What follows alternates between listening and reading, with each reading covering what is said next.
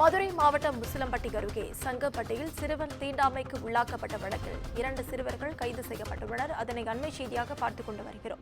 இதுகுறித்த முழு விவரங்களை வழங்க செய்தியாளர் அருண் நம்மோடு இணைப்பில் காத்திருக்கிறார். அருண், வணக்கம். விவரங்கள்.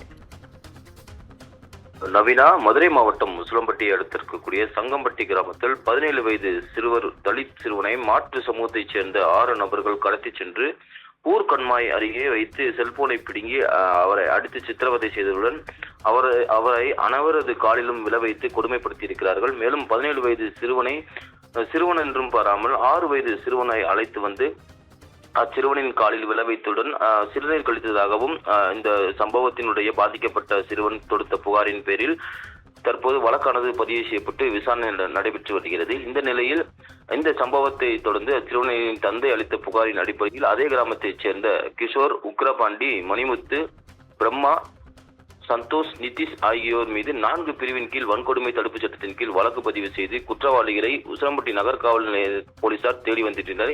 இந்த சம்பவமானது தமிழகத்தையே அதிர்வலைக்கு உள்ளாக்கிய நிலையில் தற்போது இந்த சம்பவத்தினுடைய வழக்கில் 2 சிறுவர்களை கைது செய்து போலீசார் விசாரணை மேற்கொண்டு வருகிறார்கள்.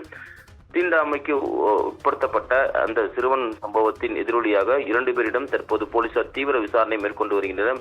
மேலும் தலைமறைவாக உள்ள குற்றவாளிகளை போலீசார் பிடிக்கும் பணியில் தீவிரமாக ஈடுபட்டு வருகிறார்கள். நவீனா, விவரங்களுக்கு நன்றி அருண்.